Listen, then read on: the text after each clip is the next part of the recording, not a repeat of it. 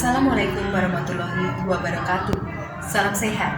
Saya Aprilia Nuryanti, Sarjana Keperawatan Nurse Magister Keperawatan, adalah dosen pada Prodi Sarjana Terapan Keperawatan Anestesiologi di Politeknik Insan Husada, Surakarta.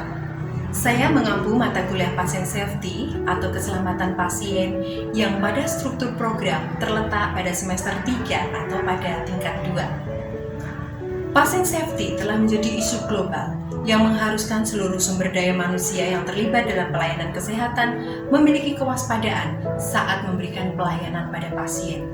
Patient safety tidak hanya membahas tentang keselamatan pasien, tetapi juga keselamatan petugas dan lingkungan rumah sakit. Capaian program studi melalui mata kuliah ini tidak hanya secara penguasaan pengetahuan, tetapi juga sikap yang bertanggung jawab sesuai dengan bidang keahlian dan keterampilan sesuai kompetensi perawat anestesi. Capaian mata kuliah memungkinkan mahasiswa untuk menguasai konsep dan prinsip dalam manajemen patient safety, program pengendalian infeksi, sterilisasi alat, manajemen risiko dalam patient safety, serta aplikasi prinsip patient safety dan mutu pelayanan dalam memberikan asuhan keperawatan anestesiologi. Model pembelajaran student-centered learning mengharuskan mahasiswa sebagai pusat dari pembelajaran. Metode perkuliahan teori yang diintegrasikan dengan praktikum di laboratorium supaya mahasiswa dapat mengaplikasikan konsep yang telah didapatkan melalui perkuliahan ke dalam tindakan yang nyata yang menyerupai pada saat mereka nanti bekerja. Bentuk pembelajaran cooperative learning memungkinkan mahasiswa menjadi subjek pelajaran yang dapat bekerja sama dengan dosen. Direct learning melalui pembelajaran praktik laboratorium merupakan pendekatan yang sesuai dengan capaian pembelajaran mata kuliah. Dalam video pembelajaran yang akan saya tampilkan adalah salah satu pembelajaran praktikum di laboratorium dengan pokok bahasan sasaran keselamatan pasien, yaitu ketepatan identifikasi pasien. Referensi pembelajaran praktikum ini saya kaitkan dengan hasil penelitian dan produk keluaran yang saya hasilkan dalam penelitian tersebut, yaitu berupa modul praktikum ketepatan identifikasi pasien. Demonstrasi akan dilakukan dosen terlebih dahulu, kemudian mahasiswa akan diberikan kesempatan untuk mempraktekkan kembali apa yang telah diobservasi atau yang dilihatnya. Umpan balik diberikan secara formatif melalui bentuk non-teks berupa observasi sikap dan keterampilan ketika mahasiswa melakukan tindakan di pasien. Formulir dalam rubrik penilaian akan disiapkan untuk mengevaluasi kinerja mahasiswa, dan keseluruhan proses pembelajaran tersebut ditujukan agar mahasiswa mencapai tujuan pembelajaran dalam tatap muka tersebut. Selamat menyaksikan. Oke, baik, selamat pagi semuanya. Assalamualaikum warahmatullahi wabarakatuh. Waalaikumsalam warahmatullahi wabarakatuh. Sehat ya semuanya ya? Sehat. Aman ya? Oke, baik. Jadi kita pagi hari ini kita akan belajar sesuai dengan rencana pembelajaran semester ini untuk mata kuliah Patient Safety, yaitu di topik International Patient Safety Goals ya, atau IPSG, di mana di dalamnya ada sasaran keselamatan pasien. Ada berapa jumlahnya? Ada berapa? 5? Salah, ada 6 ya, ada 6. Dan yang akan kita pelajari hari ini adalah salah satunya yaitu SKP yang pertama, yaitu tentang ketepatan identifikasi pasien ya. Nanti waktunya kurang lebih selama 15 menit ini. Nanti saya akan demonstrasikan terlebih dahulu bagaimana caranya, begitu ya. Kemudian setelah itu nanti saya akan minta salah seorang dari kalian, gitu ya, untuk mempraktekkan kembali. Gimana? Sudah siap? Sudah siap ya? Oh, siap. Gimana kalau siap posisinya? Siap ya? Baik.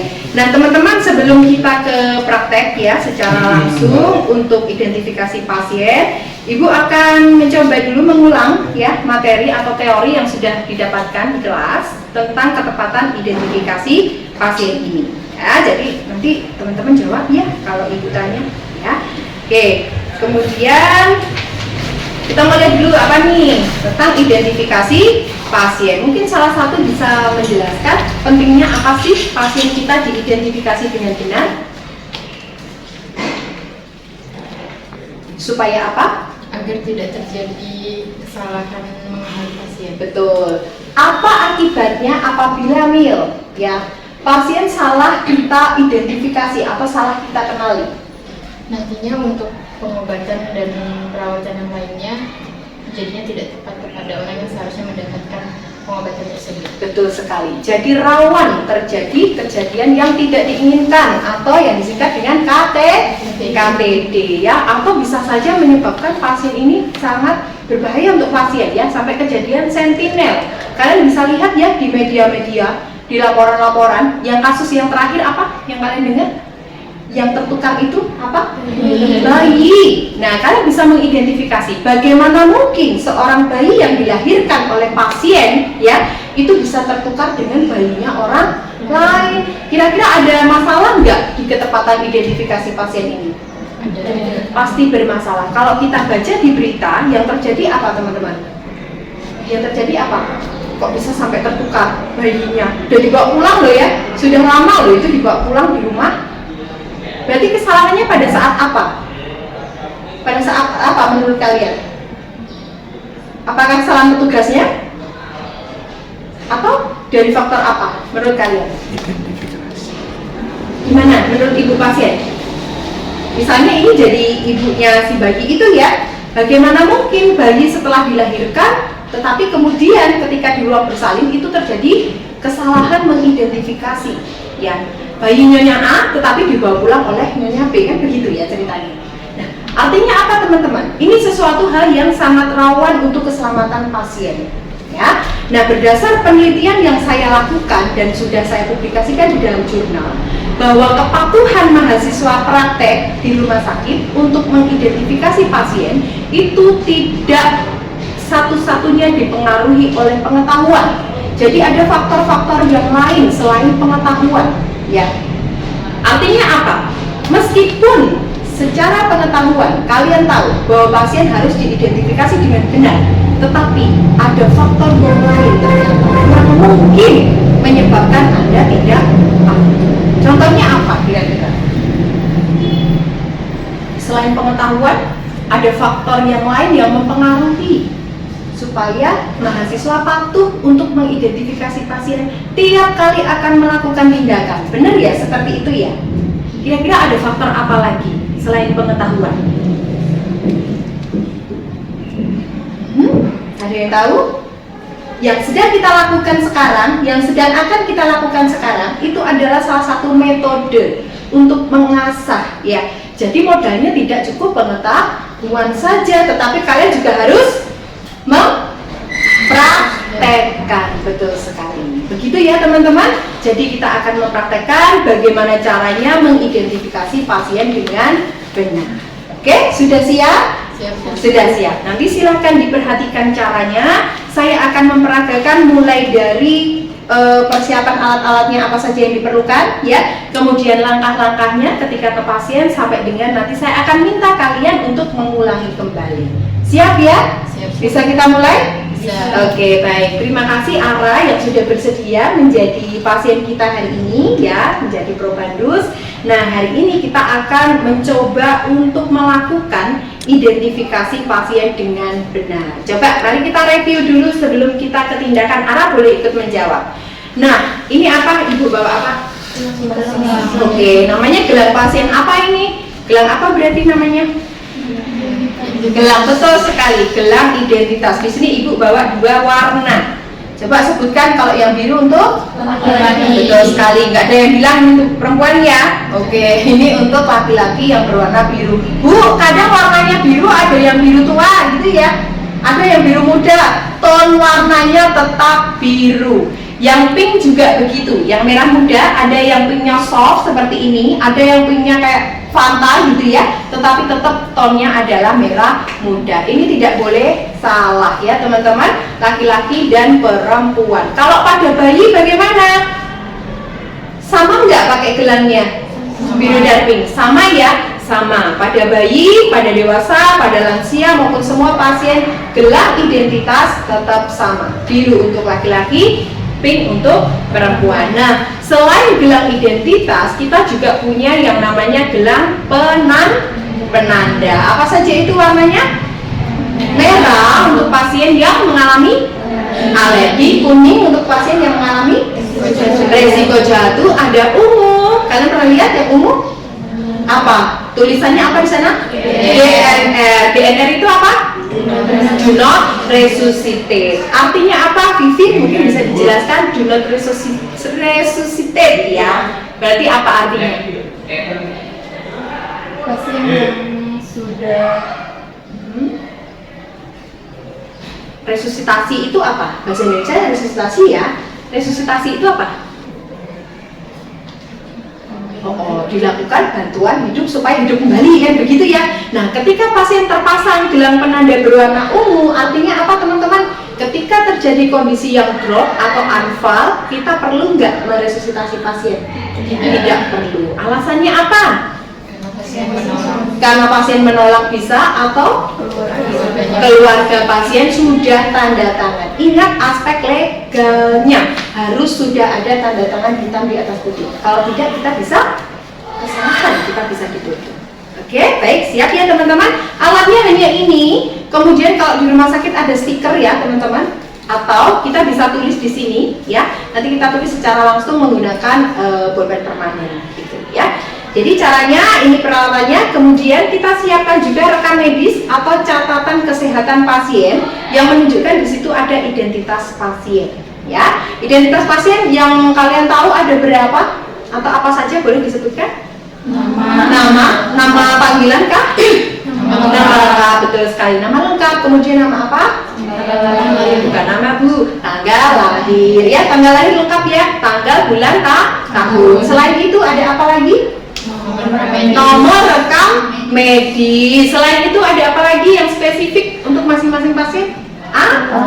Alamat ya. Meskipun namanya sama-sama Sinta ya, Sinta yang mana nih? Nama lengkapnya dicek dulu, tanggal lahirnya dicek dulu ya. Nah, untuk ketepatan identifikasi pasien ini nanti minimal ya yang akan kita gunakan untuk mengidentifikasi pasien itu minimal 2. Minimal ya, artinya paling sedikit. Berarti kalau minimal 2 nama pasti ya. Oke, setelah nama kalian pilih apa? Betul sekali, tanggal lahir atau kalau tidak nomor rekam medis. Begitu ya teman-teman. Tetapi pada kenyataannya di rumah sakit sekarang sistemnya kan sudah bagus itu, pakai label ya. Jadi tinggal tempel di sini sudah lengkap, ada nama pasien, tanggal lahir, nomor rekam medis, bahkan dokter yang merawat itu ada semua ya, jadi lengkap. Oke, baik, kita mulai ya Bu Ara, kita mulai ya Bu Ara. Ya, setelah kita mengecek rekam medis ya, data pasien, kemudian kita siapkan gelang. Dari rekam medis kita sudah tahu pasien kita perempuan atau laki-laki. Berarti ini saya pilih yang mana? Pink. Oke, yang pink. Berarti yang biru saya singkirkan dulu ya. Oke, kita sudah bawa teman-teman ya, kemudian kita datang ke pasien ya. Selamat pagi Ibu. Pagi. Iya, perkenalkan saya perawat, nama saya Aprilia Ibu. Ibu bisa panggil saya Nurse April. Saya yang berdinas pagi hari ini ya Ibu. Iya, betul. Ibu akan dilakukan operasi besok ini? Iya, betul. Oh betul. Operasinya apa Ibu? Bagian perut. Bagian perut. Iya, sambil kita bisa cek ya diagnosis medis pasien dan perencanaan operasi sambil kita cek di pasien. Oh benar nih. Nah, kemudian yang kita lakukan apa? Lalu kita tanyakan, Ibu boleh disebutkan nama lengkapnya siapa? Nama lengkapnya Tiara Rahmadina. Tiara Rahmadina ya. Mohon disebutkan tanggal lahirnya Ibu. 20 Desember 2003. Sebentar ya Ibu, 20 Desember 2003. Saya tulis ya Ibu, Tiara Rahmadina 20 Desember 2003. Boleh disebutkan alamatnya Ibu? Mojosomo Jepres Surakarta. Mojosomo Jepres Surakarta. Baik Ibu, ini gelar ya, akan dipakai selama Ibu dirawat di rumah sakit. Ibu tidak boleh melepaskan gelar ini secara mandiri ya, kecuali petugas yang melepaskan pada saat nanti Ibu mau pulang. Ya Ibu, boleh saya pasangkan di sebelah kiri atau kanan, Ibu bisa pilih? Oke, kanan saja. Nah, teman-teman setelah kita tulis identitasnya, kemudian kita bisa pasangkan gelar. Nah, untuk kenyamanan pasien ya, teman-teman bisa set ini ya, ini bisa diatur untuk panjang pendeknya. Nah, ini supaya rapi, teman-teman bisa dilipat-lipat seperti ini ya, karena ini fleksibel dan tipis, jadi supaya kenyamanan pasien ini terjamin. Nah, tinggal kita cetek seperti ini ya, agak tebal ya Bu ya, maaf ya, supaya rapi ya. Atau kalau tidak, kalau kalian bawa gunting ya, ini sebenarnya bisa juga digunting ya.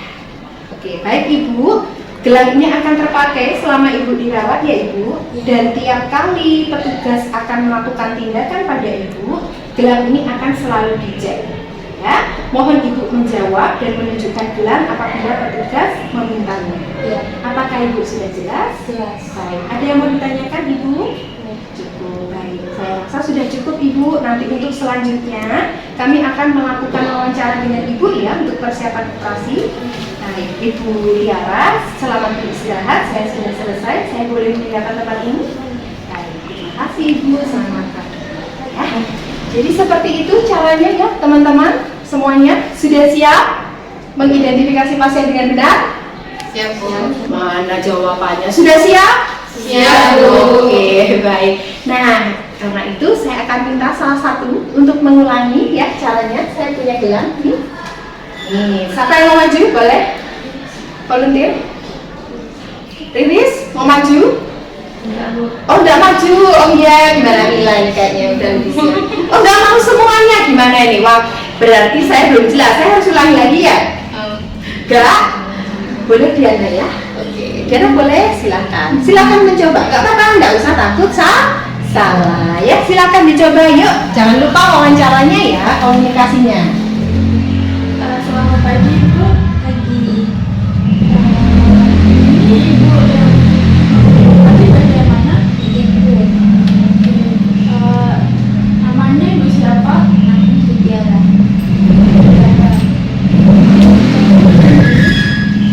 Tiara. Oke. Tempat tanggal lahirnya? Banyumas 20 Desember 2003. Oke. Alamatnya? Haji Songo 13 Surabaya.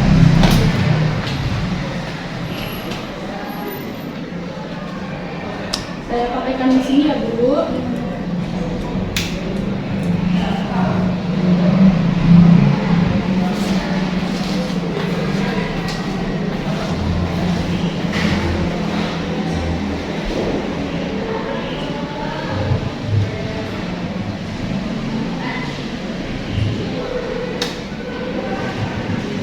Oke, setelah itu apa? Setelah itu Ibu nanti kalau ada petugas datang menanyakan identitas Ibu, nanti bisa Ibu perlihatkan ini ya Bu identitasnya. Ada pertanyaan Ibu? Tidak. Sudah ya, saya kembali bertugas lagi. Selamat siang, selamat beristirahat Ibu. Ya. Oke, baik Diana. Ya, menurut teman-teman ada nggak yang masih kurang dari yang Diana lakukan? Perkenalan, ya jangan lupa perkenalan itu penting ke pasien. Siapa sih tadi susternya yang masang gelang saya ya, harus tahu ya. Jadi tiap kali kita berinteraksi dengan pasien, perkenalkan diri. Kalau sudah kenalan gimana Bu? Kalau sudah berkenalan menjelaskan tujuan ya. Terus nanti datang lagi ke sini, kenalan lagi nggak? Kenalan lagi nggak? Perlu kenalan lagi? Tiap kali datang kenalan terus, perkenalan Bu saya, perkenalan begitu? Iya tidak. Jadi kita bisa ini ya, dimodifikasi ya. Ibu masih ingat saya tidak? Gitu. Boleh ya begitu ya? Oke, baik. Ada pertanyaan teman-teman? Cukup ya, Diana udah bagus sekali. Nanti teman-teman yang lain bisa mencoba secara mandiri bergantian ya. Oke, di pertemuan yang akan datang nanti kita akan melanjutkan kembali untuk sasaran keselamatan pasien yang kedua, yaitu komunikasi efektif ya, petugas kesehatan 1 dalam tim kamar operasi ya. Nanti kita ketemu minggu depan. Selamat belajar semuanya. Tolong dibaca kembali handout kuliah yang sudah kita pelajari. Saya akhiri pertemuan pagi ini. Wassalamualaikum warahmatullahi wabarakatuh. Selamat pagi. Terima kasih ya Bu, bagus. Oke.